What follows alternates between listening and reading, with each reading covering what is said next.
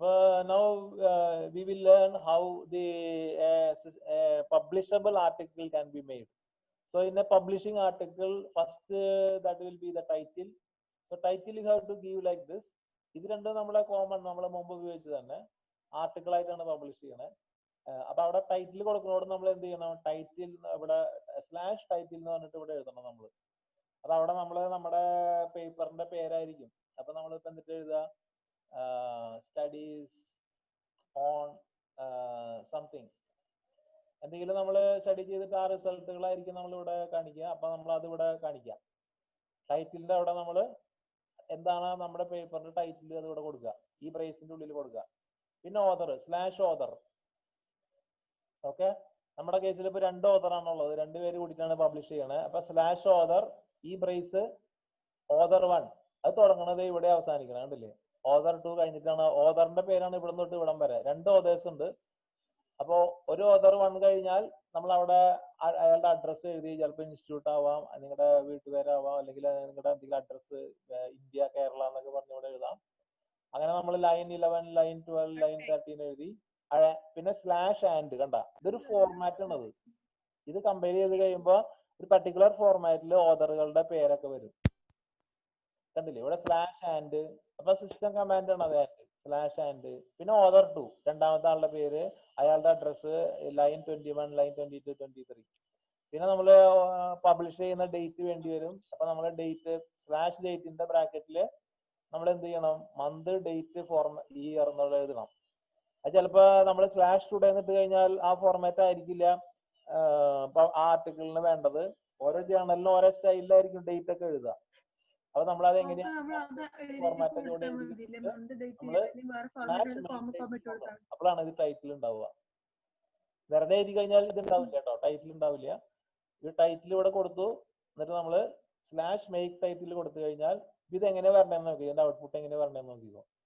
അപ്പൊ നിങ്ങളുടെ അസൈൻമെന്റിൽ ഇതൊക്കെ ഉപയോഗിക്കാൻ നിങ്ങൾക്ക്, നിങ്ങൾ 12 പേരുടെയും പേര് നിങ്ങൾ ഓരോ പബ്ലിഷ്ഡ് പേപ്പറൊക്കെ നോക്കുക. നിങ്ങളുടെ ടീച്ചർമാരോട് ചോദിച്ചിട്ട് ഒരു പബ്ലിഷ്ഡ് പേപ്പർ നോക്കി കഴിഞ്ഞാൽ, അല്ലെങ്കിൽ നിങ്ങൾ ആർക്കൈവ് ഡോട്ട് ഓർഗിൽ നോക്കി കഴിഞ്ഞാൽ, ആർക്കൈവ് ഡോട്ട് ഓർഗിൽ നോക്കി കഴിഞ്ഞാൽ നിങ്ങൾക്ക്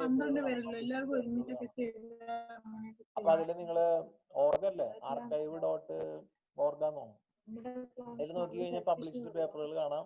സാധാരണ റിസർച്ച് ചെയ്യണവരൊക്കെ ഡെയിലി വന്നിട്ട് ആദ്യം നോക്കുക ഏത് വെബ്സൈറ്റ് ആണെന്നറിയോ, ഈ ആർക്കൈവ് ഡോട്ട് ഓർഗ് ആണ്.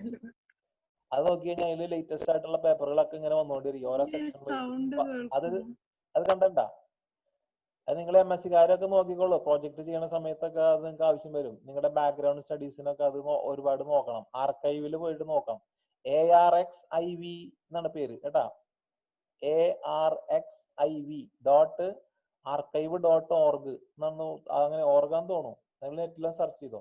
അപ്പൊ archive.org പോയി കഴിഞ്ഞാൽ നമ്മൾ ഡെയിലി നോക്കണം. ന്യൂസ് പേപ്പർ വായിക്കണ പോലെ ഡെയിലി വരുന്ന പേപ്പറുകൾ ഇങ്ങനെ നോക്കിക്കൊണ്ടിരിക്കണം. നമ്മുടെ ഫീൽഡിൽ ഏതൊക്കെ ആർട്ടിക്കിൾസ് പബ്ലിഷ് ചെയ്തു എന്നൊക്കെ ഡെയിലി നോക്കിക്കൊണ്ടിരിക്കണം. അപ്പൊ അതിൽ നിന്ന് നിങ്ങൾ ഇഷ്ടമുള്ള പേപ്പർ ഒന്ന് ഡൗൺലോഡ് ചെയ്യാം. അതൊക്കെ ഫ്രീ ആണ്, അത് ഫ്രീ ആയിട്ട് ഡൗൺലോഡ് ചെയ്യാം. അപ്പൊ അതിൽ ഓതറുകളുടെ പേരൊക്കെ വന്നിട്ടുണ്ടാവും. എങ്ങനെ ഓതറുകളുടെ പേര് വന്നേക്കണേന്ന് നോക്കുക. അപ്പൊ അതിലിങ്ങനെ ഇൻസ്റ്റിറ്റ്യൂട്ടിന്റെ പേരൊക്കെ എങ്ങനെ കൊടുത്തേക്കണേന്നൊക്കെ നോക്കി മനസ്സിലാക്കുക.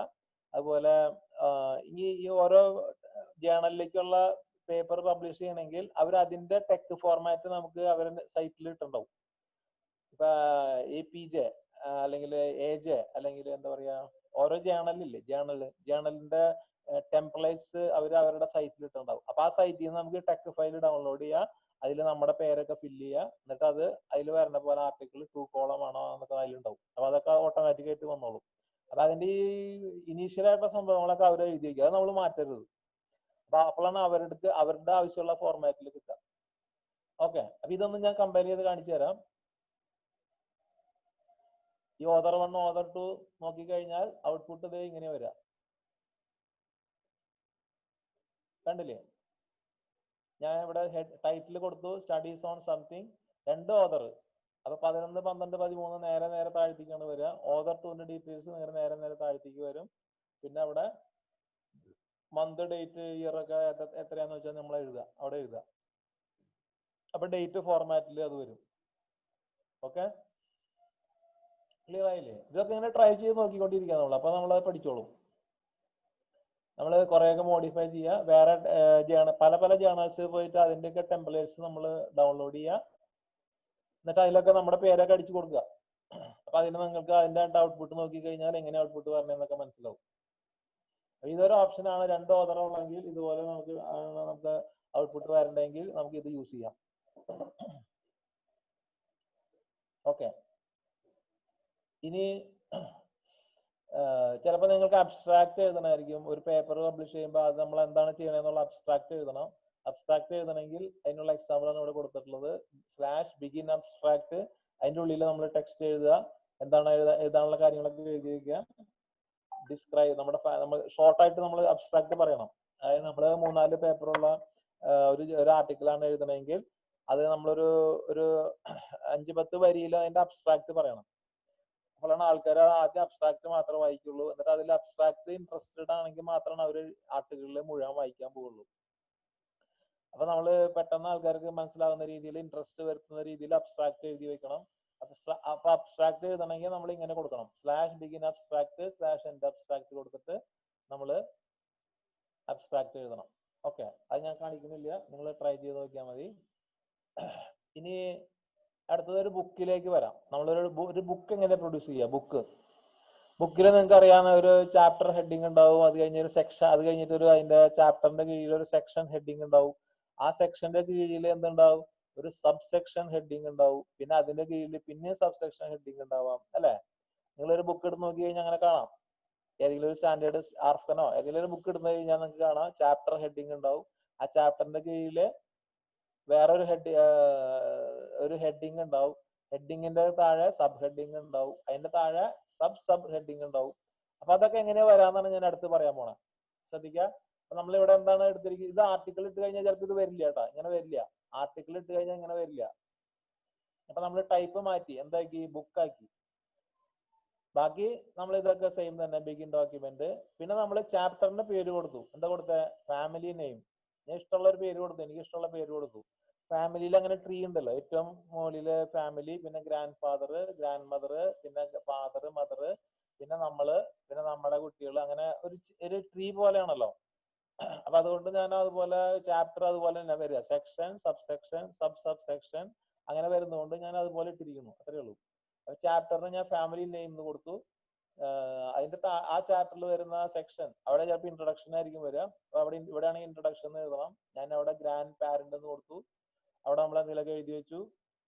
പിന്നെ അടുത്ത സെക്ഷൻ, വീണ്ടും ഒരു സെക്ഷൻ വീണ്ടും തുടങ്ങി. അത് ഗ്രാൻഡ് മദർ എന്ന് ഇട്ടു. പക്ഷെ അവിടെ ഒരു ചെറിയ വ്യത്യാസം ശ്രദ്ധിക്കുക. അവിടെ ഞാനൊരു സ്റ്റാർ ഇട്ടു. ആ സ്റ്റാർ കാണിക്കുന്നത് ആ സെക്ഷന് അവിടെ നമ്പർ കൊടുക്കണ്ട എന്നർത്ഥം. മനസ്സിലായ? അപ്പൊ ഇവിടെ ഈ ചാപ്റ്ററിന്റെ അവിടെ ചാപ്റ്ററിന്റെ നമ്പർ ആണ് വരിക. സെക്ഷന്റെ അവിടെ സെക്ഷന്റെ നമ്പർ ആണ് വരിക. ഫസ്റ്റ് ചാപ്റ്റർ ആണെങ്കിൽ സെക്ഷന് എന്താ വരിക? 1.1 എന്നാണ് വരിക. ഇവിടെ ഈ സെക്ഷൻ എന്നുള്ളിടത്ത് 1.1 എന്നാണ് വരിക. 1.1 ഗ്രാൻഡ് പാരന്റ്. ഇനിയിപ്പോ 1.2 ഗ്രാൻഡ് മദർ എന്ന് വരും. അപ്പൊ ഞാൻ അത് ഒഴിവാക്കാനായിട്ട് സ്റ്റാർ ഇട്ടു. സ്റ്റാർ ഇട്ട് കഴിഞ്ഞ പിന്നെ ആ നമ്പർ അവിടെ നമ്പറിങ് ചെയ്യില്ല. മനസ്സിലായോ? സ്റ്റാർ മനസ്സിലായോ? ഒരു ആസ്ട്രിക്, സ്റ്റാർ എന്നല്ല പറയാ, ആസ്ട്രിക് എന്നാണ് പറയാ. ആസ്ട്രിക് ഇട്ട് കഴിഞ്ഞാൽ പിന്നെ ഈ സെക്ഷന് നമ്പർ കൊടുക്കില്ല. അവിടെ ഞാൻ എന്തൊക്കെ എഴുതി വെച്ചു. പിന്നെ അതിന്റെ താഴെ ഈ സെക്ഷന്റെ, ഈ 2 സെക്ഷന്റെ താഴെ വരുന്നതാണ് സബ് സെക്ഷൻ. Sub section. അവിടെ ഫാദറിന്റെ പേര്, അല്ലെങ്കിൽ അടുത്ത സബ് സെക്ഷൻ മദർ. അവിടെ ഞാൻ നമ്പർ കൊടുത്തില്ല, സ്റ്റാർ ഇട്ടു, ആസ്ട്രിക് ഇട്ടു. അവിടെ ഞാൻ എന്തൊക്കെ എഴുതി വെച്ചു. പിന്നെ അതിന്റെ താഴെ വരുന്നത് എന്താ? സബ് സെക്ഷന്റെ താഴെ വരുന്നത് സബ് സെക്ഷൻ. അപ്പൊ അവിടെ എന്താ വരിക? 1.1.1 അങ്ങനെ വരും. മനസ്സിലായില്ലേ? പിന്നെ നമുക്ക് വേറെ ഒരു ഓപ്ഷൻ ഉള്ളതാണ് പാരഗ്രാഫ് എന്നുള്ള ഓപ്ഷൻ ഉണ്ട്. അപ്പൊ പാരഗ്രാഫ് ആകുമ്പോൾ അതൊരു പാരഗ്രാഫ് ആയിട്ട് എഴുതിക്കോളും. അത് നമ്പർ തന്നെ അതിന് വരില്ല. പാരഗ്രാഫിന് നമ്പറിങ് വരില്ല. സെക്ഷന് സബ് സെക്ഷനൊക്കെയാണ് നമ്പറിങ് വരിക. അപ്പൊ ഇവിടെ നമ്പർ വരെ ഏതിനൊക്കെയാ? ചാപ്റ്ററിന് ഒരു നമ്പർ വരും, ഫാമിലി നെയിം, ഗ്രാൻഡ് പാരന്റിന് നമ്പർ വരും, ഫാദറിന് നമ്പർ വരും, മൈസെൽഫിന് നമ്പർ വരും. പാരഗ്രാഫിന് നമ്പർ വരില്ല. പാരഗ്രാഫിൽ നമ്മൾ ഇതാണ് എഴുതി വെച്ചിരിക്കുന്നത്, സ്റ്റാർട്ട് പാരഗ്രാഫ് ലൈക്ക് ദിസ്. പിന്നെ ഒരു സബ് പാരഗ്രാഫ് ഉണ്ട്. അപ്പൊ അത് അങ്ങനെ ഇട്ട് കഴിഞ്ഞാൽ ഇൻഡന്റേഷൻ തന്നെ വന്നോളൂ. അതിൽ ഓട്ടോമാറ്റിക് ആയിട്ട് ഇൻഡന്റേഷൻ വരും. ഇത്രയൊക്കെയാണ് നമ്മളൊരു ബുക്ക് ചെയ്യുമ്പോൾ ഇത്രയും സെക്ഷൻസ് ഒക്കെ ആയിട്ട് നമ്മൾ ഡിവൈഡ് ചെയ്യണം. നമ്മുടെ മാറ്ററിനെ ആദ്യത്തെ നമുക്ക് ഇൻട്രൊഡക്ഷൻ പറയാം. അത് കഴിഞ്ഞിട്ട് നമുക്ക് എന്താ പറയാ ന്യൂട്ടൺസ് ലോസ് ഓഫ് മോഷൻ പറയാം. അപ്പൊ അത് എന്തായി സെക്ഷൻ ആയി. ന്യൂട്ടൺസ് ലോസ് ഓഫ് മോഷന്റെ ഉള്ളില് ന്യൂട്ടൺസ് ഫസ്റ്റ് ലോ എന്ന് പറയുമ്പോൾ എന്തായി സബ് സെക്ഷൻ ആയി. അല്ല സോറി സബ് സെക്ഷൻ ആയി. Newton's loss section, Newton's loss of motion എന്ന് പറഞ്ഞിട്ട് സെക്ഷൻ. അതിന്റെ താഴെ ഫസ്റ്റ് ലോ പറയുമ്പോൾ നമ്മൾ എന്ത് ചെയ്യണം? സബ് സെക്ഷൻ ആക്കി മാറ്റണം. സെക്കൻഡ് ലോയും സബ് സെക്ഷൻ ആക്കണം. തേർഡ് ലോയും സബ് സെക്ഷൻ ആക്കണം. അത് 3 സബ് സെക്ഷൻ ആയി. ന്യൂട്ടൺസ് ലോസ് എന്ന് പറഞ്ഞ സെക്ഷന്റെ താഴെ 3 സബ് സെക്ഷൻ ആക്കിയിട്ട് വേണം എഴുതാൻ. നിങ്ങൾ ബുക്ക് എടുത്ത് നോക്കിയാൽ മതി. നമ്മുടെ സാധാരണ യൂണിവേഴ്സിറ്റിയിൽ നിന്നൊക്കെ വരുന്ന ബുക്ക് അല്ല കേട്ടോ.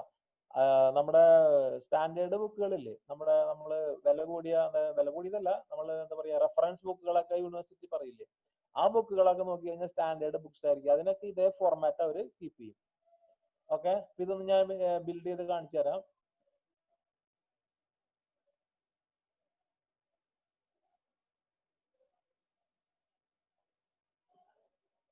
നോക്കൂ, ഇത് എനിക്ക് സൂം ചെയ്യാൻ പറ്റില്ല. സൂം ചെയ്ത് കഴിഞ്ഞാൽ അത് അതിന്റെ ഇതൊക്കെ പോകും. അപ്പൊ നോക്കൂ, ചാപ്റ്റർ 1 കണ്ടില്ലേ? Chapter 1 family name. അത് വലുതാക്കി എഴുതി. നമ്മളൊന്നും പറഞ്ഞിട്ടൊന്നല്ല, അത് അതിനറിയാം. ചാപ്റ്റർ ഹെഡിങ് സൈസ് കൂട്ടി കൊടുക്കണം എന്ന് ടെക്കിന് അറിയാം. അപ്പൊ അത് തന്നെ സൈസ് കൂട്ടി, അല്ലാതെ നമ്മളൊന്നും പറഞ്ഞിട്ടൊന്നുമില്ല. കാരണം അത് ചാപ്റ്റർ ഹെഡിങ് ആണ്. അപ്പൊ അത് അതുപോലെ എഴുതണം. പിന്നെ നമ്മൾ 1.1 ഗ്രാൻഡ് പാരന്റ്സ്. കണ്ടില്ലേ? സെക്ഷൻ നമ്പറിങ് തന്നെ കൊടുക്കുന്നത് നമ്മൾ കൊടുക്കേണ്ട ആവശ്യമില്ല. ഈ സെക്ഷന്റെ നമ്പറിങ് നമ്മളല്ല കൊടുക്കുക, അത് ലാറ്റക്ക് തന്നെ കൊടുത്തോളും. ഗ്രാൻഡ് മദറിന് ഞാൻ പറഞ്ഞില്ലേ നമ്പറിങ് കളഞ്ഞു. ഞാൻ സ്റ്റാർ ആസ്ട്രിക് ഇട്ടിട്ട് നമ്പറിങ് കളഞ്ഞു. അപ്പൊ അവിടെ നമ്പർ ഇല്ല. ആ ആസ്ട്രിക് കളഞ്ഞു കഴിഞ്ഞാൽ ഇവിടെ നമ്പർ വരും, 1.2 എന്ന് പറഞ്ഞു വരും. ഇനി അതിന്റെ ഉള്ളില് ഇത് സെക്ഷൻ, ഇത് സബ് സെക്ഷൻ, ഫാദറും മദറും അല്ല, ഇത് സെക്ഷൻ, ഇത് സബ് സെക്ഷൻ. കണ്ടില്ല? അപ്പൊ 1.1.1 ആയി. ഈ 1.1ന്റെ കീഴിൽ വരുന്ന 0.1 ഫാദറായി. മദറിന്റെ നമ്പർ കളഞ്ഞു. അതിന്റെ ഉള്ളില് മൈസെൽഫ് എഴുതി. അപ്പൊ സബ് സെക്ഷൻ മൈസെൽഫ് ആണ്. അതിന് നമ്പറിങ് വരില്ല. കണ്ട? മാത്രമല്ല അതിന്റെ സൈസുകളൊക്കെ ഡിഫറെന്റ് ആയിരിക്കും. ഇതിന്റെയൊക്കെ സൈസ് കുറഞ്ഞു വരും. ഓരോ സബിലേക്ക് പോകും തോറും സൈസ് കുറഞ്ഞു വരും. ഈ സബ് സെക്ഷൻ നമ്പറിങ് ഇല്ല. പിന്നെ പാരഗ്രാഫ് കണ്ടില്ലേ? പാരഗ്രാഫ് ഇതുപോലെ സ്റ്റാർട്ട് ചെയ്യാം. സബ് പാരഗ്രാഫ് ആണെങ്കിൽ അതിന് ഇൻഡന്റേഷൻ വരും. ഇതുപോലെ ഇൻഡന്റേഷൻ ഇട്ടിട്ട് സ്റ്റാർട്ട് ചെയ്യും. ക്ലിയർ ആയോ? ഇത്രയും ബുക്ക് എഴുതുമ്പോൾ ശ്രദ്ധിക്കേണ്ട കാര്യങ്ങൾ ഇതൊക്കെയാണ്. അത് നമുക്ക് ഒരു ഐഡിയ വേണം, ഏതൊക്കെയാണ് സെക്ഷൻ ആക്കേണ്ടത്, ഏതൊക്കെയാണ് നമ്മൾ സബ് സെക്ഷൻ ആക്കേണ്ടത്. അതൊക്കെ നമ്മളിങ്ങനെ ആലോചിച്ചിട്ട് യൂസർക്ക് ഈസി ആയിട്ട് കാര്യങ്ങൾ മനസ്സിലാകുന്ന പോലെ വേണം ബുക്ക് എഴുതാൻ. നമ്മളല്ലാണ്ട് എല്ലാം കൂടെ വാരി വലിച്ച് എഴുതി കഴിഞ്ഞാൽ യൂസർ അത് വായിക്കില്ല. ബുക്ക് മേടിക്കുന്ന ആളെ വായിക്കില്ല. അപ്പൊ നമുക്ക് ബുക്ക് വായിക്കുന്ന ആൾക്ക് ഒരു സൈക്കോളജി ഉണ്ട്. അയാൾക്ക് ഇത് വളരെ ഈസിലി റീഡബിൾ ആയിട്ട് തോന്നിയാലാണ് ആൾ വായിക്കുള്ളൂ. അപ്പൊ നമ്മൾ ആൾക്കാർ വായിക്കാൻ വേണ്ടിയിട്ട് അങ്ങനെ പല ടെക്നിക്കൊക്കെ യൂസ് ചെയ്യും. നമ്മൾ ആർതർ ബേസറിന്റെ ബുക്കൊക്കെ കണ്ടിട്ടുണ്ടോ? ആർതർ ബേസറിന്റെ ബുക്ക് കണ്ടിട്ടില്ലേ? അവരതിൽ കാണിച്ചിരിക്കുന്ന ഒരു ടെക്നിക്ക് എന്താണെന്നറിയോ? ഹലോ, കേൾക്കുന്നുണ്ട്? ആരെങ്കിലും ഒന്ന് പറയൂ ഉത്തരം. ആർതർ ബേസറൊക്കെ എല്ലാവരും ഫസ്റ്റ് BSc പഠിച്ചിട്ടുണ്ടാവും. അത് വായിക്കാണ്ട് BSc പാസ് ആവില്ല. അപ്പൊ ആർതർ ബേസർ ചെയ്തിരിക്കുന്ന ടെക്നിക്ക് എന്താ? നിങ്ങൾ ബുക്ക് വായിക്കാൻ വേണ്ടിട്ടേ അവരൊരു ടെക്നിക്ക് ഉപയോഗിച്ചിട്ടുണ്ട്. അറിയോ എന്താന്ന്? ആരെങ്കിലും കേൾക്കുന്നുണ്ടോ? ഹലോ, കേൾക്കുന്നുണ്ട്. അറിയില്ല എന്ന് പറഞ്ഞാൽ ഞാൻ ഉത്തരം പറയാം. നമ്മള് ഇതൊക്കെ കാര്യങ്ങളൊക്കെ ശ്രദ്ധിക്കണം. ഇങ്ങനത്തെ കാര്യങ്ങളൊക്കെ നമ്മളെ ഇങ്ങനെ ഫിസിക്സുകാരുടെ പ്രത്യേകത ഇതാണ്. നമ്മൾ ഭയങ്കര ഒബ്സർവിങ് പവറുള്ള ആൾക്കാരായിരിക്കണം. എല്ലാം ഇങ്ങനെ മൈന്യൂട്ടായിട്ട് ഒബ്സർവ് ചെയ്യണം. ഒരു കാര്യം കണ്ടു കഴിഞ്ഞാൽ നമ്മള് സാധാരണ ആൾക്കാർ കാണുന്ന പോലെ അല്ല അത് കാണണ്ടേ. നമുക്കതൊരു മൈന്യൂട്ട് അല്ലെങ്കിൽ ഫൈൻ ഒബ്സർവേഷൻ നടത്തണം. നമ്മള് എല്ലാ കാര്യത്തിലും നമ്മളായിട്ട് ഇടപെടുന്ന എല്ലാ കാര്യത്തിലും ഒരു ഫൈൻ ഒബ്സർവേഷൻ നമ്മൾ നടത്താനുള്ള ഒരു സ്കില്ല് ഉണ്ടെങ്കിലാണ് നമുക്ക് ഫിസിക്സ് ഹയർ ലെവലിലൊക്കെ പഠിച്ചിട്ട് മുമ്പോട്ട് പോകാൻ പറ്റുള്ളൂ. മറ്റുള്ളവരെ സിനിമ കാണാൻ പോകും, നമ്മൾ സിനിമ കാണാൻ പോകും. പക്ഷെ നമ്മൾ സിനിമ കണ്ടു വരുമ്പോ നമുക്ക് അതിന്റെ വേറെ കുറെ കാര്യങ്ങളൊക്കെ നമ്മൾ ആലോചിക്കണം. എങ്ങനെയാണ് സിനിമ ഉണ്ടാവണേ, അങ്ങനത്തെ കാര്യങ്ങളൊക്കെ ആലോചിക്കണം. മറ്റുള്ള ലൈമാനെ സംബന്ധിച്ച് അതൊന്നും ആലോചിക്കേണ്ട ആവശ്യമില്ല. നമ്മളൊരു ഫൈൻ ഒബ്സർവർ ആയിരിക്കണം എല്ലാ കാര്യത്തിലും. അപ്പൊ ആർതർ ബേസർ നിങ്ങൾ എല്ലാവരും വായിച്ചിട്ടുണ്ടായിരിക്കും, മോഡേൺ ഫിസിക്സ് അല്ലെ? അപ്പൊ അതിൽ ഉപയോഗിക്കുന്ന ടെക്നിക്കാണ് എന്ത്? നിങ്ങൾ ആ പേജ് ശ്രദ്ധിച്ചു കഴിഞ്ഞാൽ കാണാം, ആ പേജിന്റെ ഒരു 3/4 ഭാഗം അവർ ബ്ലാങ്ക് വിടും. എല്ലാ പേജിന്റെയും ശ്രദ്ധിച്ചണ്ട, അവരെല്ലാ പേജിലും ഇങ്ങനെ നിരത്തി വലിച്ചു വാരി എഴുതില്ല.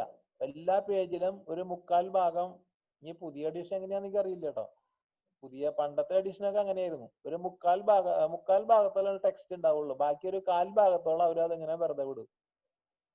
അതെന്തിനാന്ന് വെച്ച് കഴിഞ്ഞാൽ അതൊരു ടെക്നിക്കാണ്. അതായത് ഒരു കുട്ടി പുസ്തകം വായിക്കാൻ എടുക്കണു, ആ ഒരു പേജിൽ നിറച്ച് നമ്മള് ഫുള്ളായിട്ട് എഴുതി വെക്കുകയാണെങ്കിൽ ആ സംഭവം ഒരു കുട്ടിയും അത് ഫുള്ളായിട്ട് കുത്തിയിരുന്ന് വായിക്കില്ല. അവൻ വിചാരിക്കും, ഇത് കാണുമ്പോ തന്നെ അവന് തോന്നും, ഓ ഇതൊന്നും വായിച്ച കഴിയാൻ പോകില്ല എന്ന് വെച്ചിട്ട് ആൾ അത് അവിടെ വെക്കും, അല്ലെങ്കിൽ കുറച്ച് വായിച്ചിട്ട് അവിടെ എടുത്തു വെക്കും. പക്ഷെ ഇങ്ങനെ ഒരു 1/4 ഭാഗം സ്പേസ് ഇട്ട് കഴിഞ്ഞാൽ ആ കുട്ടി വിചാരിക്കുക എന്താ അറിയോ, ഇത് പെട്ടെന്ന് വായിച്ചു കഴിയുന്ന വെച്ചിട്ട് തുടക്കം തൊട്ട് അവസാനം വരെ വേഗം അങ്ങോട്ട് വായിക്കും. ഇതൊക്കെയാണ് ഓരോ ടെക്നിക്ക്. ബുക്കുകളൊക്കെ അടിക്കുമ്പോ അപ്പൊ അതുപോലെ നമ്മള് മനസ്സിലായില്ലേ, ടെക്നിക്ക് മനസ്സിലായില്ലേ? ചില ബുക്കുകളൊക്കെ അവർ അങ്ങനെ മനഃപൂർവ്വം ചെയ്യണതാണ് നിങ്ങൾ വായിക്കാൻ വേണ്ടിയിട്ട്. പക്ഷെ ബുക്കിന്റെ എണ്ണം പേജിന്റെ എണ്ണം കൂടും, വിലയൊക്കെ കൂടും. പേജിന്റെ എണ്ണം കൂടും, കാരണം പേജ് ഇവിടെ ബേസ്ഡ് ആയിട്ട് പോവല്ല, 3/4 ഭാഗം പേജ് ബേസ്ഡ് ആയി പോവാണ്. അപ്പൊ അത് പേജുകളുടെ എണ്ണം കൂടും, അതനുസരിച്ച് വില കൂടും. പക്ഷെ അവര് ആ ടെക്നിക്ക് ഉപയോഗിക്കുകയാണ് ആൾക്കാർ ഇത് വായിക്കാൻ വേണ്ടിയിട്ട്. അതൊക്കെ ഒരു സൈക്കോളജിക്കൽ മൂവ്മെന്റ് ആണത്. ഓക്കെ, അപ്പൊ ഇത് മനസ്സിലായില്ലേ? അപ്പൊ അതുപോലെ നമ്മള് പ്രോപ്പറായിട്ട് ടെക്സ്റ്റുകളൊക്കെ ഡിവൈഡ് ചെയ്തില്ലെങ്കിൽ ആളുകളൊന്നും അത് വായിക്കില്ല. അപ്പൊ നമ്മൾ സെക്ഷനായിട്ടും അതിന്റെ താഴെ വരുന്ന കാര്യങ്ങൾ സബ് സെക്ഷൻ ആയിട്ടും അതിന്റെ താഴെ വരുന്നത് സബ് സെക്ഷൻ ആയിട്ടൊക്കെ നമ്മൾ ഡിവൈഡ് ചെയ്യണം. നമ്പറിങ് ഓട്ടോമാറ്റിക് ആയിട്ട് സിസ്റ്റം ഇട്ടോളും. നമ്പറിങ് നിങ്ങൾക്ക് ആവശ്യമില്ലെങ്കിൽ നമ്മൾ അത് ആസ്ട്രിക് ഇട്ടിട്ട് അതിനെ നിങ്ങൾക്ക് കില്ല് ചെയ്യാം, ബ്ലോക്ക് ചെയ്യാം. നമ്പറിങ് ആവശ്യമില്ലെങ്കിൽ ആസ്ട്രിക് ഇട്ടിട്ട് കില്ല് ചെയ്യാം. നമ്പറിങ് അപ്പൊ പൊക്കോളും. അല്ലെങ്കിൽ അത് ഓട്ടോമാറ്റിക് ആയിട്ട് 1.1 1.2 ഓരോ സെക്ഷൻ കാണുമ്പോൾ അത് 1.1 1.2 അങ്ങനെ ഇട്ടിട്ട് സീക്വൻഷ്യൽ ആയിട്ട് ഇട്ടിട്ട് പൊക്കോളും. രണ്ടാമത്തെ ചാപ്റ്റർ വരുമ്പോ 2.1 2.2 അങ്ങനെ ഇട്ടിട്ട് പൊക്കോളും. ഓക്കെ, അതൊന്നും നമ്മുടെ ജോലിയല്ല, അതൊക്കെ ലാറ്റക്സ് തന്നെ ചെയ്തോളും. ഇനി ഞാൻ കുറച്ച് ഈ ടെക്സ്റ്റുകളുടെ കാര്യം സ്കിപ്പ് ചെയ്തിട്ട് നേരെ മാത്തിലേക്ക് പോയാലോ? ഞാൻ ഒരു കാര്യം ചെയ്യാം, ഇനി ഇവിടെ തൊട്ടുള്ള ഞാൻ പിന്നെ പറയാം. ഓക്കെ, ഞാൻ നേരെ മാത്തിലേക്ക് പോവാം. കാരണം അതാണ് നിങ്ങൾക്ക് പിന്നെ ഇക്വേഷൻ നിങ്ങൾക്ക് ടൈപ്പ് ചെയ്യണമല്ലോ. അപ്പൊ നമുക്ക് ആവശ്യം വരിക അതാണ്, മാത്ത് മോഡാണ് നമുക്ക് ആവശ്യം വരിക. അപ്പൊ ടേബിൾ ഉണ്ട്, അതൊക്കെ ഞാൻ പിന്നെ പറയാം. ടേബിള് എങ്ങനെയാ ടേബിൾ ഇടുക, എങ്ങനെ ഫിഗർ ഇടുക എന്നൊക്കെ പഠിക്കണം. ഓക്കെ, ഇവിടെ തൊട്ട് നമുക്ക് മാത്ത് പഠിപ്പിക്കാം. ഇനി ബാക്കിയുള്ള കാര്യങ്ങൾ ഞാൻ പിന്നെ പറയാം കേട്ടോ. നിങ്ങൾ എവിടെ ഞാൻ നിർത്തിയെന്ന് ഓർത്ത് വെച്ചോളൂ. അപ്പൊ ഞാൻ ഇതിന്റെ കാര്യങ്ങൾ പിന്നെ പറഞ്ഞുതരാം. ഈ ബുള്ളറ്റ്സ് തൊട്ടിട്ട് നമുക്ക് ഇടണം. നമ്മളിപ്പോ പറഞ്ഞു നിർത്തിയത് സെക്ഷൻ സബ് സെക്ഷൻ, ഈ ബുള്ളറ്റ്സ് തൊട്ടിട്ട് നമുക്ക് ആദ്യം പിന്നെ എപ്പോഴെങ്കിലും പറയാം. ഓക്കെ, നമുക്ക് മാത്തിലേക്ക് പോവാം, കാരണം അത് വളരെ ഇമ്പോർട്ടന്റ് ആണ്. ഇത്ര നേരം പറഞ്ഞു ടെക്സ്റ്റ് ഫോർമാറ്റുകളെ കുറിച്ചാണ്. ഇനി നമ്മൾ മാത്ത് ഫോർമാറ്റിലേക്ക് പോവാണ്. ഞാൻ ഓൾറെഡി പറഞ്ഞിട്ടുണ്ടായിരുന്നു, നമുക്ക് മാത്ത് മോഡിലേക്ക് പോകണമെങ്കിൽ ഡോളർ സിമ്പിള് അപ്പുറം ഇപ്പുറം ഇട്ടാൽ മതി. ഓക്കെ, അപ്പൊ ഞാൻ ഇവിടെ ഒരു എക്സാമ്പിൾ പറഞ്ഞിട്ടുണ്ട്. The equation representing A straight line in Cartesian plain is of the form ax plus by plus c equal to 0. കണ്ടില്ലേ? ഞാൻ ഇവിടെ ഇട്ടിരിക്കുന്നത് $2. ആ $2 ഉള്ളിൽ ഒരു ഇക്വേഷൻ എഴുതിയിരിക്കുകയാണ്. ഞാനിവിടെ സ്പേസ് കുറെ ഇട്ടിട്ടുണ്ട്, കാരണം അത് നിങ്ങൾക്ക് ഒരു കാര്യം കാണിക്കാൻ വേണ്ടിയിട്ടാ. നമ്മൾ എത്ര സ്പേസ് ഇട്ടാലും അത് ഇക്വേഷൻ, അത് മാത്ത് മോഡ് ആയതുകൊണ്ട് ലാറ്റക്സ് ഓട്ടോമാറ്റിക് ആയിട്ട് സ്പേസ് ഇല്ലാണ്ട് ഔട്ട്പുട്ട് തരും. അത് കാണിക്കാൻ വേണ്ടി ഇട്ടിരിക്കുന്നതാ. മനസ്സിലായോ? ഇപ്പൊ ഇതിന്റെ ഔട്ട്പുട്ടിൽ വരുമ്പോ ഈ സ്പേസിംഗ് ഒന്നും ഉണ്ടാവില്ല. എങ്ങനെ എഴുതി വരിക? ax plus by plus c equal to 0 എന്ന് എഴുതി വരും. അപ്പൊ നമ്മൾ ഇടുന്ന സ്പേസ് ഒക്കെ അത് കളയും, കാരണം മാത്ത് മോഡാണ്. മാത്ത് ആയതുകൊണ്ട് സ്പേസ് ഇടാൻ പാടില്ല എന്ന് അതിനറിയാം. ഇനി നിങ്ങൾക്ക് സ്പേസ് വേണമെങ്കിൽ ഞാൻ മുമ്പ് പറഞ്ഞിട്ടുണ്ടായിരുന്നു, സ്ലാഷ് കോളനോ സ്ലാഷ് സെമി കോളനോ ഇട്ട് കഴിഞ്ഞാൽ നമുക്ക് സ്പേസ് മാത്ത് മോഡിൽ വേണമെങ്കിൽ ഇൻസേർട്ട് ചെയ്യാം. ഓക്കെ, അപ്പൊ എന്തെങ്കിലും നിങ്ങൾക്ക് ക്ലാരിറ്റി കുറവ്, എല്ലായിടത്തൊക്കെ വല്ല രണ്ട് സിമ്പിളൊക്കെ ഇങ്ങനെ മുട്ടിയിരിക്കണ പോലെയൊക്കെ തോന്നുകയാണെങ്കിൽ മാത്രം നിങ്ങൾ അവിടെ ഒരു സ്ലാഷ്, ഒരു സ്പേസ്, സ്ലാഷ് സെമി കോളനോ സ്ലാഷ് കോളനോ ഒക്കെ ഇട്ട് കഴിഞ്ഞാൽ ഒന്നിലധികം പ്രാവശ്യം ഇട്ടാൽ 2 സ്പേസ് വരും, അങ്ങനെ വരും. ഓക്കെ, അപ്പൊ നോർമലി മാത്ത് മോഡിൽ ഈ സ്പേസിങ് വരില്ല. ഇതൊരു ഇക്വേഷൻ ആയിരിക്കും എന്ന് കാണിക്കാൻ വേണ്ടിയിട്ടാണ് ഞാൻ ഇവിടെ ഇട്ടിരിക്കുന്നത്. അപ്പൊ ഇവിടെ വേർ ഡോളർ എ, ഇത് മാത്ത് മോഡാണ് എ. കണ്ട എ എന്ന് പറഞ്ഞ ഈ വേരിയബിൾ തന്നെയാണ്. Where a b c are constants. അപ്പൊ നമ്മളെ മാത്ത് മോഡിലേക്ക് വന്നു. കണ്ടില്ലേ? ഇപ്പൊ നമ്മൾ ചെയ്യണത് ടെക്സ്റ്റിന്റെ ഉള്ളില് മാത്ത് ഇടലാണ് ചെയ്യണത്. മനസ്സിലാവണ്ട? ടെക്സ്റ്റ് ഇത് മൊത്തം ടെക്സ്റ്റ് അല്ലേ? ടെക്സ്റ്റിന്റെ ഉള്ളില് ഒരു മാത്ത് ഇക്വേഷൻ എഴുതാനായിട്ടാണ് നമ്മൾ ഡോളർ ഉപയോഗിക്കുക. മനസ്സിലായ? ടെക്സ്റ്റുകൾ ഇങ്ങനെ എഴുതി പോകുമ്പോൾ അതിന്റെ ഇടയിൽ ഒരു മാത്ത് ഇക്വേഷൻ ഇടണമെങ്കിൽ നമ്മൾ ഡോളർ ഇട്ടിട്ട് $2 ഇട്ടിട്ട് അതിന്റെ ഉള്ളിൽ എഴുതുന്നത് ഇക്വേഷൻ ആയിട്ട് വരും. ഓക്കെ, ഔട്ട്പുട്ട് ശ്രദ്ധിച്ചോ?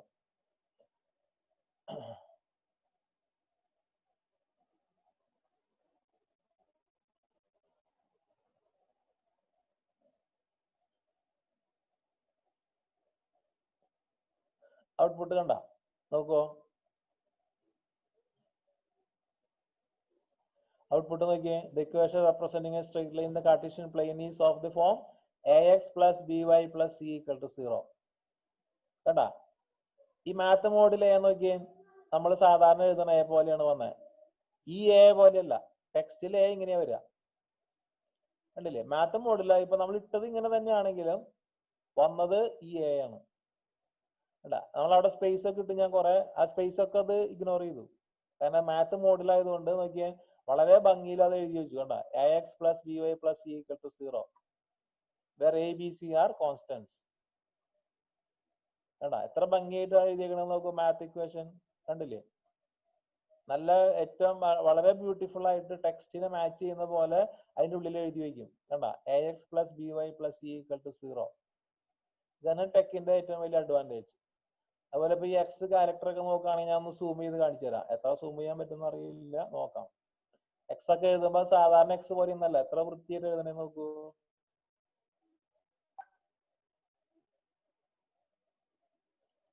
കണ്ട? നോക്കിയേ എക്സ് ഒക്കെ എഴുതണ കണ്ട? ax plus by എക്സ് എഴുതിയേക്കണ നോക്കിയാൽ കണ്ട? ഇവിടെയൊക്കെ ഒരു കുത്ത്, ഇവിടെ ഒരു കുത്ത്. എത്ര ഭംഗിയായിട്ടാണ് എക്സ് എഴുതിയിരിക്കണേന്ന് നോക്കൂ.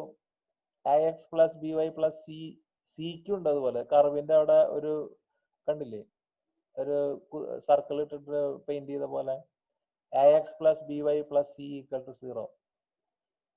ഇതാണ് ഈ ടെക്കിന്റെ പ്രത്യേകത. ടെക്കിൽ ചെയ്ത് കഴിഞ്ഞാൽ ആ ഫോണ്ട് ഒക്കെ വളരെ ബ്യൂട്ടിഫുൾ ആയിട്ട് ആയിരിക്കും ഔട്ട്പുട്ട് വരിക. ഓക്കെ, അപ്പൊ മാത്ത് മോഡ് പഠിച്ചു നമ്മള്.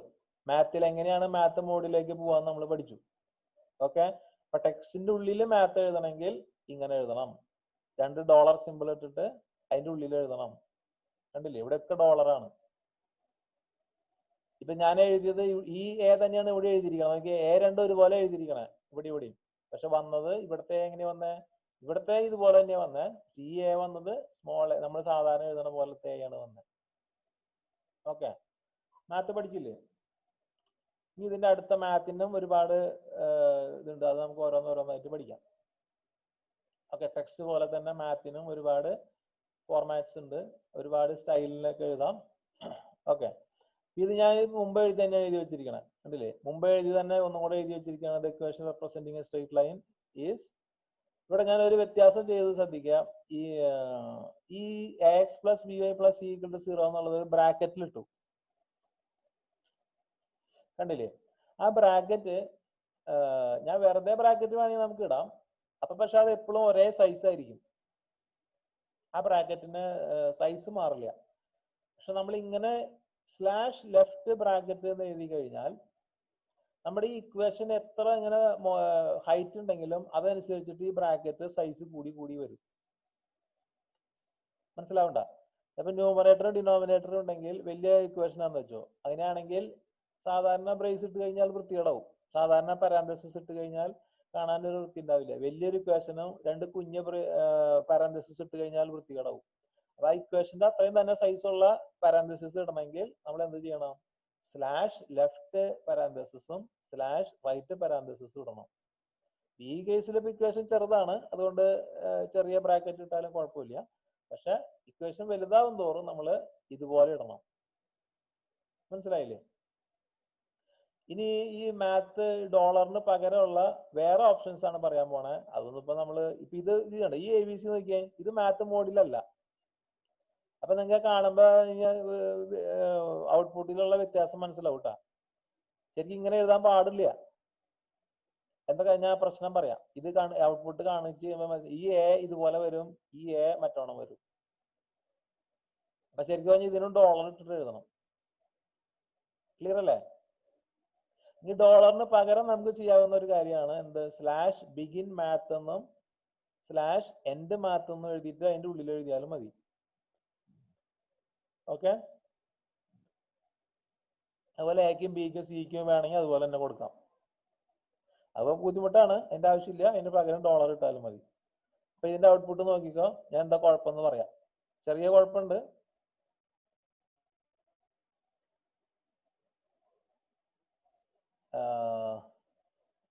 നോക്കിക്കോ.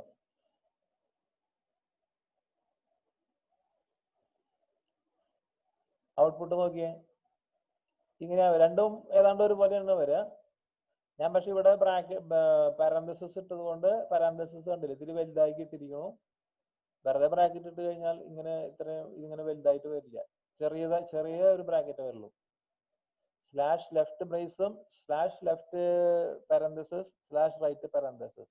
അതുകൊണ്ടാണ് ഇതിങ്ങനെ ഈ ഇക്വേഷന്റെ സൈസ് അനുസരിച്ചിട്ട് ഇതിങ്ങനെ വലുതായിക്കൊണ്ടിരിക്കും. അപ്പോൾ അത് കാണാൻ ഭംഗി ഉണ്ടാവുള്ളൂ. ഓക്കെ. അപ്പൊ രണ്ടും അത് മാത്രമേ ഇതിൽ വ്യത്യാസമുള്ളൂ. ബാക്കിയൊക്കെ ഔട്ട്പുട്ട് ഒരുപോലെ വന്ന. പക്ഷെ ഈ എ ബി സി വന്നത് കണ്ട, ഇതിപ്പോ ഈ എ ബി സി ആണോ നല്ലത്, ഈ എ ബി സി ആണോ നല്ലത്? ഈ എ ബി സിയിൽ കൺഫ്യൂഷൻ ഉണ്ട്. നോക്കിയാൽ ഇവിടെ നമ്മള് എ ഇങ്ങനെ കാണിച്ചു, ഇവിടെ വന്നേക്കണ എ മറ്റേ ടൈപ്പ് എ ആണ് കണ്ടാ.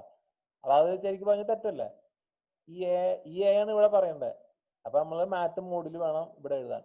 ഇതിന്റെ രണ്ടറ്റത്തും ഡോളർ ഇട്ട് കൊടുത്താൽ മതി, ബാക്കി സ്പേസ് ഒക്കെ തന്നെ ഇട്ടോളും. ഇതിന്റെ കുഴപ്പം മനസ്സിലായില്ലേ? നമ്മൾ ഇതൊക്കെ ഇങ്ങനെ ചെയ്ത് കഴിഞ്ഞാൽ അശ്രദ്ധ എന്ന് പറയുന്നത്. നമ്മൾ ശ്രദ്ധിക്കാണ്ട് ഇങ്ങനെ എഴുതുമ്പോഴാണ് ഇങ്ങനെയൊക്കെ വരിക. ഇങ്ങനെ ഫൈൻ ആയിട്ടുള്ള കാര്യങ്ങൾ നമ്മൾ ഒബ്സർവ് ചെയ്യണം. അതാണ് ഫിസിക്സ് മാത്സ് ഒക്കെ പഠിക്കുന്നവരുടെ ഒരു പ്രത്യേകത. നമ്മൾ എപ്പോഴും ഇങ്ങനെ ഒരു പെർഫെക്ഷനിലേക്ക് പോയിക്കൊണ്ടിരിക്കണം. അങ്ങനെ പെർഫെക്റ്റ് ആവാനായിട്ട് ബുദ്ധിമുട്ടില്ല. ഫുള്ള് പെർഫെക്റ്റ് ആകാൻ പറ്റൂല, പക്ഷെ നമ്മൾ പെർഫെക്ഷനിലേക്കുള്ള ഒരു ജേണി ആവണം. നമ്മുടെ ഓരോ ദിവസം നമ്മൾ ഓരോ കാര്യങ്ങൾ പഠിക്കും തോറും നമ്മൾ കൂടുതൽ പെർഫെക്റ്റ് ആവാൻ നോക്കണം. അല്ലാതെ തെറ്റ് വരുത്താനല്ല. നമ്മളിത് ബോധപൂർവം ചെയ്തില്ലെങ്കിൽ ഇങ്ങനെ തെറ്റൊക്കെ വന്നുകൊണ്ടിരിക്കും. അപ്പൊ നമുക്ക് ഈ പങ്ക്ച്വേഷനും എല്ലാ കാര്യങ്ങളും വളരെ കൃത്യമായിട്ട് ചെയ്യണമെന്ന് നമുക്കൊരു വാശി വേണം. എന്നാലാണ് അത് ശരിയാവുള്ളൂ. എന്തായാലും എങ്ങനെയൊക്കെ എഴുതി കൊടുക്കാന്ന് പറഞ്ഞു കഴിഞ്ഞാൽ അത് അങ്ങനെ വരുമ്പോ നമുക്കൊക്കെ പല സ്ഥലത്തും പിന്നാക്കം വേണ്ടി വരും. ആർക്കും നമ്മളെ അങ്ങോട്ട് ഇഷ്ടാവില്ല. അപ്പൊ നമ്മൾ ഇതൊക്കെ വളരെ കൃത്യമായിട്ട് ശ്രദ്ധിക്കണം. ബുക്കൊക്കെ വായിക്കുമ്പോൾ ആ ബുക്കിൽ എങ്ങനെയാണ് ഇവർ എഴുതിയിരിക്കണത്, അതെങ്ങനെ നമുക്ക് കൊണ്ടുവരാം, അത് എങ്ങനെ ബുക്ക് പോലെ നമുക്ക് വരുത്താം എന്നൊക്കെ നമ്മൾ ഫൈൻ ആയിട്ടുള്ള ഒബ്സർവേഷൻ. അത് ലാടെക്കിന്റെ കാര്യത്തിൽ, മറ്റേ ഡോക്യുമെന്റേഷന്റെ കാര്യത്തിൽ മാത്രമല്ല, നമ്മുടെ ലൈഫിലും നമ്മളിങ്ങനെ ചുറ്റുപാടും നമ്മൾ നേച്ചറും ഒക്കെ ഒബ്സർവ് ചെയ്താലാണ് നമുക്ക് ഫിസിക്സ് ഒക്കെ നന്നായിട്ട് പഠിക്കാൻ പറ്റുള്ളൂ. അല്ലെങ്കിൽ പഠിക്കുമ്പോൾ നമുക്ക് അതിലൊക്കെ ഇൻട്രസ്റ്റ് ഉണ്ടാവുള്ളൂ. ഓക്കെ. അപ്പൊ ഇത് മാത്ത് മോഡ് മനസ്സിലായില്ലേ? ഇങ്ങനെ ഡോളർ ഇട്ടിട്ട് എഴുതാം, അല്ലെങ്കിൽ സ്ലാഷ് മാത്ത് ഇട്ടിട്ട് എഴുതാം. ഓക്കെ. അടുത്ത് ഞാൻ വേറൊരു രീതിയിൽ എഴുതാൻ പോവാണ്. നോക്കൂ, ഇവിടെ ഞാൻ എഴുതിയിരിക്കുന്നത് $2 ഇട്ടിരിക്കുക. ഇക്വേഷൻ ഒക്കെ സെയിം തന്നെ, $2 കണ്ട. $2 ഇട്ടെന്ന് അവസാനിപ്പിച്ചു. ഇതിനൊക്കെ $1. ഇവിടെ ഞാൻ വേറെ രീതിയിൽ ഇക്വേഷൻ കൊടുത്തിരിക്കണം. നോക്കൂ, സ്ലാഷ് സ്ക്വയർ ബ്രാക്കറ്റ്, എന്നിട്ട് ഇക്വേഷൻ എഴുതി സ്ലാഷ് സ്ക്വയർ ബ്രാക്കറ്റിൽ അവസാനിപ്പിച്ചു. ഇങ്ങനെ എഴുതി കഴിഞ്ഞാൽ എന്താണെങ്കിൽ ഇത് ഇങ്ങനെ എഴുതി കഴിഞ്ഞാൽ ഈ ഇക്വേഷൻ ടെക്സ്റ്റിന്റെ ഉള്ളിലല്ല വരിക. മറ്റേത് എങ്ങനെയാ വന്നേ? ടെക്സ്റ്റ് ഒരു ലൈനിന്റെ ഉള്ളിൽ തന്നെ ഇക്വേഷൻ വന്നേ. മുമ്പത്തെ ശ്രദ്ധിച്ചില്ലേ? ഒരു ലൈനിന്റെ ഉള്ളിൽ തന്നെയാണ് ഇക്വേഷൻ വരണേ. ഞാൻ ഒന്നുകൂടെ കാണിച്ചു തരാം, വ്യത്യാസം മനസ്സിലാക്കുക. മുമ്പത്തെ കേസിൽ നമുക്ക് ഔട്ട്പുട്ട് കിട്ടിയത് എങ്ങനെയാ? ഈ ഇക്വേഷൻ വന്നിരിക്കുന്നത് ഈ ലൈനിന്റെ ഉള്ളിൽ തന്നെയാണ്. കണ്ട, ഈ ഒരു ലൈനിന്റെ കൂടെ തന്നെയാണ് മാത്ത് മോഡിൽ ഇക്വേഷൻ വന്നിരിക്കുന്നത്. ഇനി നമ്മൾ ചെയ്യാൻ പോണത് ഈ ഇക്വേഷനെ നമ്മൾ സെപ്പറേറ്റ് ആയിട്ട് എഴുതാണ്. ടെക്സ്റ്റിന്റെ ഉള്ളിലല്ല, ഇവിടെ വെച്ച് നിർത്തിയിട്ട് ഇത് അടുത്ത ലൈനിൽ വരും, ഒരു ഇക്വേഷൻ പോലെ വരും. പിന്നെ അതിന്റെ അടിയിൽ വേറെ ABC എന്ന് പറഞ്ഞിട്ട് വരും. മനസ്സിലായോ? അപ്പൊ സാധാരണ ബുക്കിലൊക്കെ അങ്ങനെയല്ലേ ഉണ്ടാവുക. ചിലപ്പോൾ ചെറിയ ഇക്വേഷൻ ഒക്കെ ആണെങ്കിൽ നമ്മൾ അതിന്റെ കൂടെ എഴുതി പോകും, ടെക്സ്റ്റിന്റെ കൂടെ എഴുതും. വലിയ ഇക്വേഷൻ ഒക്കെ ആണെങ്കിൽ നമ്മൾ ടെക്സ്റ്റിന്റെ കൂടെ എഴുതില്ല. ടെക്സ്റ്റിന്റെ കൂടെ എഴുതി കഴിഞ്ഞാൽ ഭയങ്കര വൃത്തികേടായിരിക്കും. അതിന് വേണ്ടിയിട്ടുള്ള രണ്ട് ഓപ്ഷൻ ആണ്. ഒന്നില്ലെങ്കിൽ $2 കൊടുക്കുക, എന്നിട്ട് ഇക്വേഷൻ എഴുതുക, $2 ചെയ്ത് അവസാനിപ്പിക്കുക. അതുപോലെ സ്ലാഷ് സ്ക്വയർ ബ്രാക്കറ്റിൽ തുടങ്ങുക, സ്ലാഷ് സ്ക്വയർ ബ്രാക്കറ്റിൽ അവസാനിപ്പിക്കുക. ഓക്കെ, അതാണ് ഒരു ഓപ്ഷൻ. പിന്നെയുണ്ട് വേറെ ഓപ്ഷൻസ് ഉണ്ട്. ഒരെണ്ണുള്ളത് സ്ലാഷ് ബിഗിൻ ഡിസ്പ്ലേ മാത്ത് കൊടുക്കുക. ഡിസ്പ്ലേ മാത്ത് എന്ന് പറഞ്ഞാൽ മാത്തമാറ്റിക്കൽ ഇക്വേഷൻ ഡിസ്പ്ലേ ചെയ്യാനാണ് പറയണത്, ആവശ്യപ്പെടുന്നത് നമ്മൾ ടെക്കിനോട്. എന്നിട്ട് സ്ലാഷ് എൻഡ് ഡിസ്പ്ലേ മാത്ത് അവിടെ വെച്ച് അവസാനിപ്പിക്കും. അത് 3 രീതിയിൽ നമുക്ക് ഇക്വേഷൻസ് എഴുതാം. അത് 3 ഔട്ട്പുട്ടാണ് ഇപ്പൊ നോക്കാൻ പോണേ. മനസ്സിലാവണ്ട? അപ്പൊ അത് ടെക്സ്റ്റിന്റെ ഉള്ളിലല്ല വരിക. ടെക്സ്റ്റ് കഴിഞ്ഞിട്ട് ഇക്വേഷന് സെപ്പറേറ്റ് ഒരു ലൈൻ എടുക്കും, ഇക്വേഷന് തന്നെ ഒരു ലൈൻ എടുക്കും. അതെങ്ങനെയാന്ന് നോക്കിക്കോ, ഔട്ട്പുട്ട് നോക്കിക്കോ.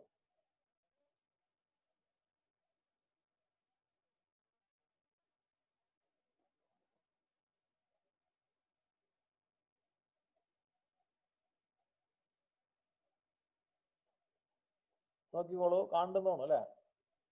കണ്ടില്ലേ? 3 രീതിയിൽ നമുക്ക് എഴുതാം. ഇത് $2 ഇട്ട് കഴിയുമ്പോൾ ഇങ്ങനെ വരും. സ്ലാഷ് സ്ക്വയർ ബ്രാക്കറ്റ് ഇട്ട് കഴിയുമ്പോൾ ഇതുപോലെ വരും. അതുപോലെ ഡിസ്പ്ലേ മാത്ത് കൊടുത്തു കഴിഞ്ഞാൽ ഇതുപോലെ വരും. ഇതിന്റെ 3ന്റെ വ്യത്യാസം മനസ്സിലായില്ലേ? ആ ഇക്വേഷനെ ടെക്സ്റ്റിന്റെ ഉള്ളിലല്ല എഴുതുക, സെപ്പറേറ്റ് ഒരു ലൈൻ അതിന് വേണ്ടി അലോട്ട് ചെയ്യും. മനസ്സിലായോ? അതുപോലെ ഇവിടെ ഒരു കാര്യം ശ്രദ്ധിക്കുക, ഇവിടെ നമ്പർ ഉണ്ടാവില്ല ഇക്വേഷന്. ഇങ്ങനെ എഴുതി കഴിഞ്ഞാൽ ഇക്വേഷന്, സാധാരണ ഇക്വേഷൻസിനൊക്കെ ഒരു നമ്പർ ഉണ്ടാവും അല്ലെ? ബുക്ക് നോക്കി കഴിഞ്ഞാൽ ചില ഇക്വേഷൻ നമ്പർ ഉണ്ടാവും. നമുക്ക് എവിടെയെങ്കിലും റെഫർ ചെയ്യേണ്ട ഇക്വേഷൻ ഒക്കെ ആണെങ്കിൽ അതിന് നമ്പർ കൊടുക്കണം. റെഫർ ചെയ്യേണ്ടാത്ത ഇക്വേഷൻ, ഒരു ഇക്വേഷൻ റെഫർ ചെയ്യണ്ട എന്ന് ഉറപ്പുണ്ടെങ്കിൽ നമ്മൾ നമ്പറിങ് കൊടുക്കേണ്ട ആവശ്യമില്ല.